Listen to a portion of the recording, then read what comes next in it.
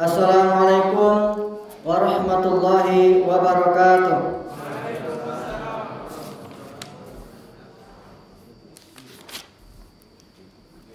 Kompak apa ibu ya? Alhamdulillahil badi'il hadi ila bayani mahya rasyadi amada arba balluha wa rasama syamsal bayan fi syururil ulama. Asyhadu an la ilaha illallah wahdahu la syarika lah wa asyhadu anna Muhammadan abduhu wa rasuluh la nabiyya ba'dah. Allahumma shalli wa sallim wa barik ala sayyidina Muhammad wa ala ali sayyidina Muhammad. Yang sama-sama kita hormati Bapak Pengurus yang telah memberikan kesempatan untuk berbagi ilmu. Yang kita hormati Bapak Ibu jamaah yang insyaallah dimuliakan Allah Subhanahu wa taala. Dan yang teristimewa anak-anak generasi penerus kita Pak Ibu, yang semoga dengan niat karena Allah kita bawa ke musala dan merangka mendidik, membiasakan untuk melaksanakan sholat berjamaah yang nanti akan menjadi generasi penerus kita agar masjid atau musala tetap terisi dengan jamaah. Pertama sekali puji dan syukur senantiasa kita ucapkan kepada Allah Subhanahu wa taala yang telah memberikan kita nikmat yang sangat banyak. Kata Allah, inna a'tainakal kautsar, sungguh telah Aku berikan nikmat yang banyak. Wa in ta'udu ni'matallahi la tahsuha, kalau sekiranya dihitung-hitung nikmat Allah itu maka tidak akan sanggup untuk menghitungnya, kata Allah. Dan dalam rangka mensyukuri nikmat Allah tersebut kita mengucapkan alhamdulillahirabbil alamin dengan ucapan dan melaksanakan perintah Allah dari segi perbuatan. Salah satunya pada saat ini kita berada di bulan suci Ramadan. Siang tadi kita telah melaksanakan siang puasa, dan malam ini insyaallah akan dilaksanakan qiyamul lail, tarawih dan witir. Dan kesemuanya adalah nikmat dari Allah Subhanahu wa taala yang wajib kita syukuri. Salat dan salam kita doakan kepada Allah, semoga disampaikan kepada junjungan kita Nabi Muhammad sallallahu alaihi wasallam. Innallaha wa malaikatahu yusholluna 'alan nabi ya ayyuhalladzina amanu shallu 'alaihi wa sallimu taslima, kata Allah dalam Al-Qur'an. Allah dan para malaikat Bapak Ibu berselawat kepada Nabi. Maka kita sebagai umat beliau yang telah diselamatkan oleh beliau, yang ditinggalkan dengan pusaka Al-Quran dan Sunnah. Al-Quran yang dijaga oleh Allah Subhanahu wa taala, yang kekal sampai akhir zaman,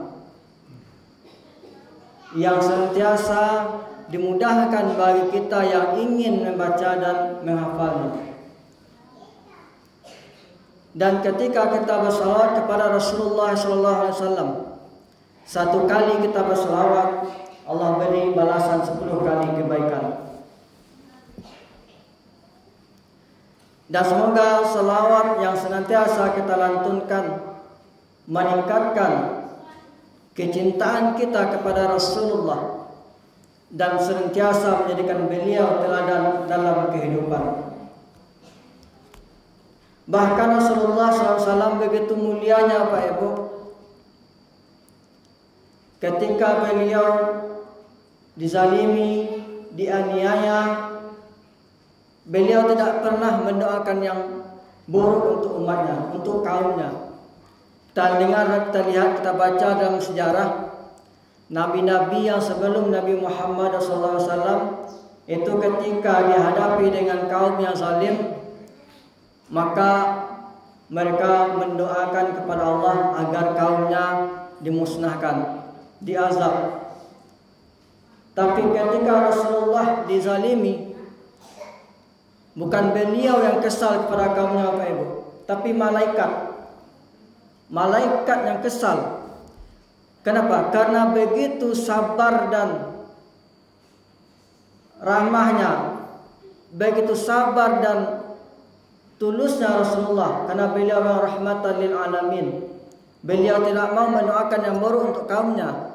Malaikat yang kesal dan minta kepada Rasulullah agar mendoakan, agar berdoa kepada Allah untuk kaumnya supaya diberikan azab.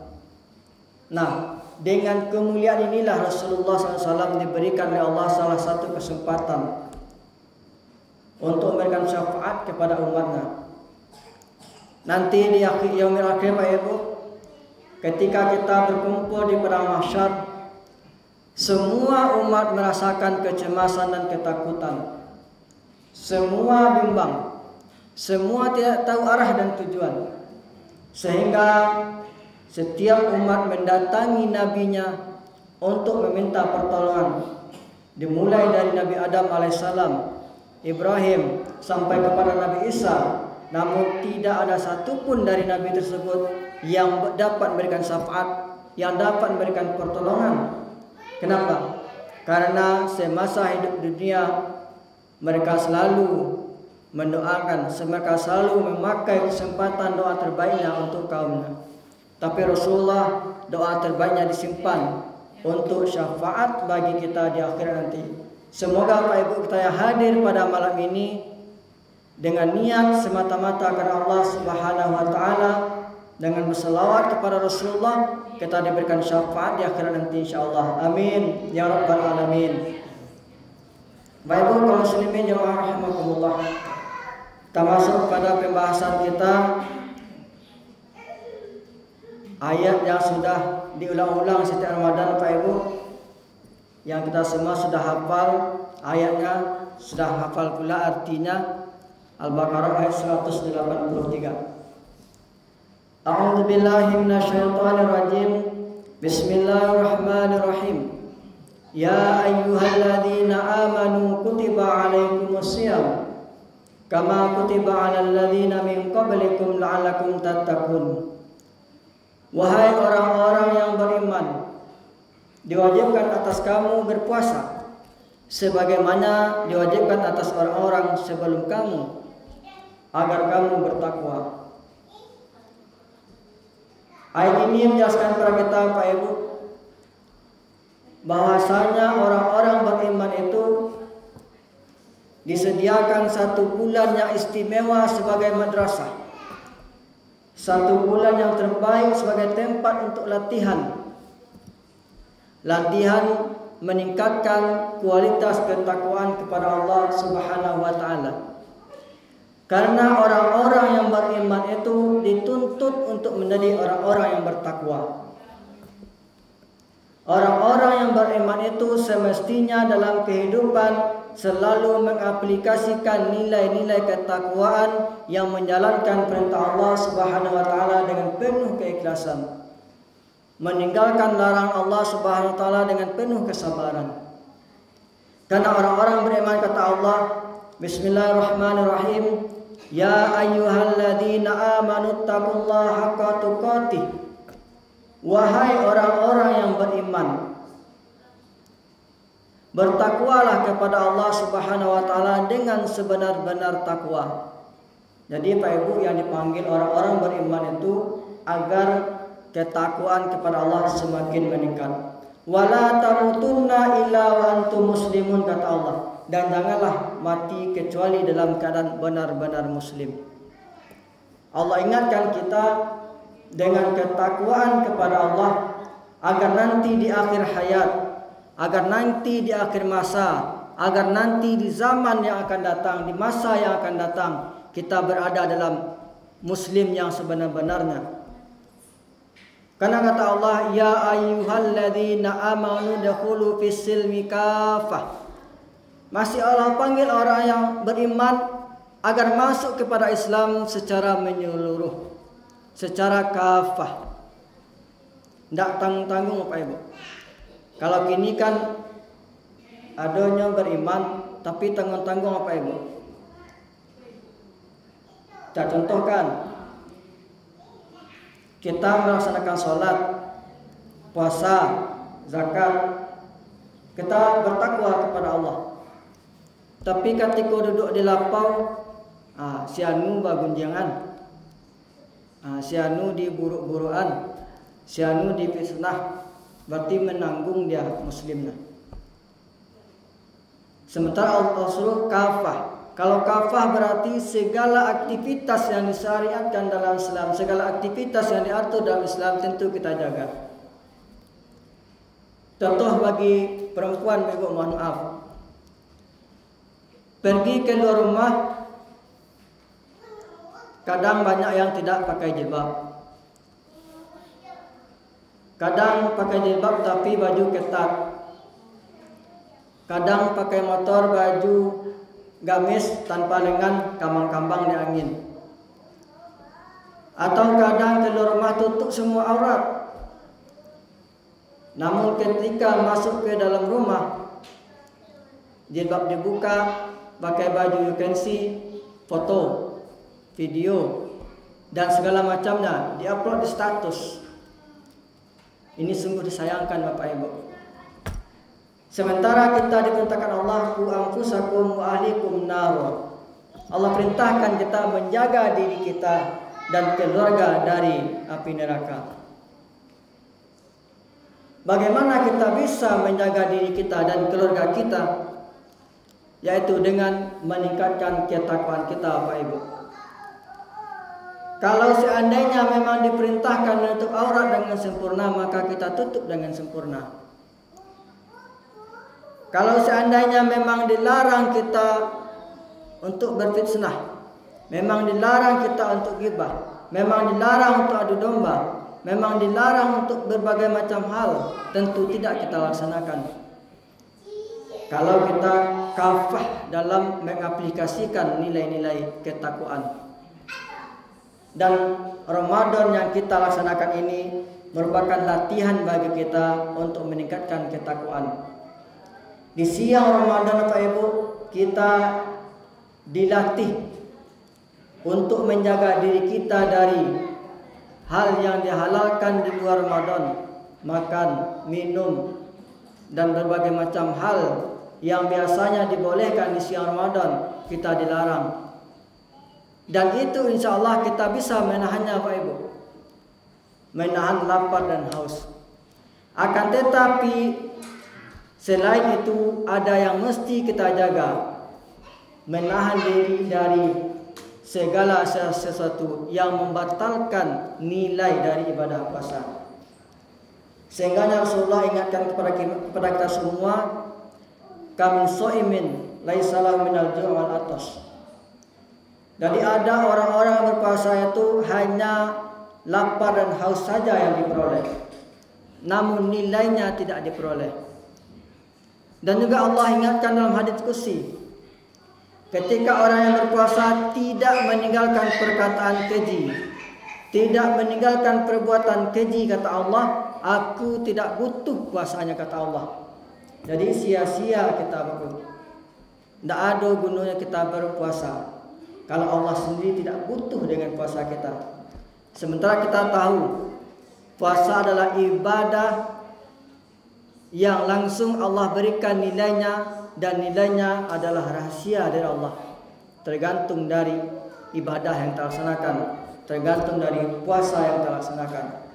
Kalau Allah tidak butuh dengan puasa kita, tentu kita akan merugi. Kalau Allah tidak butuh dengan puasa kita, tentu kita akan menyesal nanti di akhirat. Allah ingatkan kita seperti itu. Sehingga Pak Ibu, kita dilatih selama Ramadan, dilatih menahan diri dari hal yang dihalalkan, yang dilarang selama Ramadan. Melatih diri dari menahan nafsu, melatih diri menahan amarah, menahan ghibah, gunjing, fitnah, adu domba, kesaksian palsu, kalau itu dilaksanakan di dalam bulan Ramadan, maka nilai puasanya hilang. Ini Allah yang sampaikan dalam hadis. Namun ketika ini sudah bisa kita latih selama Ramadan Pak Ibu, dan ini harus kita aplikasikan di luar bulan suci Ramadan. Jadi ketakwaan yang diharapkan bagi orang-orang beriman yang berpuasa adalah ketika di luar Ramadan, nilai-nilai yang sudah dilatih selama Ramadan mestinya diaplikasikan dalam kehidupan Bapak Ibu. Karena begitu yang dicontohkan oleh para sahabat. Sahabat ketika setelah selesai Ramadan, 6 bulan setelah Ramadan, sahabat sibuk mengaplikasikan latihan-latihan selama Ramadan. Dan 6 bulan sebelum Ramadan, sahabat sibuk untuk melatih diri, membiasakan diri untuk meningkatkan ibadah-ibadah selama Ramadan. Dan semoga Pak Ibu, sebagaimana yang Allah sampaikan, inna akramakum indallahi atqakum. Orang-orang yang paling bertakwa di sisi Allah adalah orang-orang yang bertakwa. Semoga ketakwaan yang kita latih selama Ramadan melekat dalam diri kita. Semoga ibadah-ibadah yang dibiasakan, larangan-larangan yang biasa kita larang selama Ramadan yang kita tahan, itu melatih diri kita menjadi hamba yang bertakwa kepada Allah Subhanahu wa taala dan terbiasa di luar bulan suci Ramadan. Dan ini juga kita tularkan kepada keluarga kita. Kita tularkan kepada saudara-saudara kita agar sentiasa menjadi hamba yang bertakwa di sisi Allah Subhanahu wa taala, yang diangkat oleh Allah menjadi hamba yang mulia dengan pengakuan dari Allah, bukan pengakuan kita. Kalau kita mengaku beriman, kita mengaku bertakwa bisa. Namun di akhirat nanti yang mengaku, yang bersaksi bukanlah lidah, melainkan tangan, mata, telinga, kaki, kemana semua itu dipergunakan, itulah yang akan bersaksi nanti. Dan semoga semuanya bersaksi dalam ketakwaan kepada Allah Subhanahu wa taala. Mohon maaf atas segala kesalahan dan kekurangan. Terima kasih atas segala perhatian. Bila taufiq hidayah. Wassalamualaikum warahmatullahi wabarakatuh. Terima kasih ya guys sudah mengunjungi channel kami dan menonton sampai akhir video. And don't forget to subscribe ya guys. Semoga video ini bermanfaat. Jangan lupa ya guys, please jangan lupa klik tombol subscribe guys, karena subscribe itu gratis. Dan semoga yang sudah subscribe selalu mendapatkan rezeki yang berlimpah.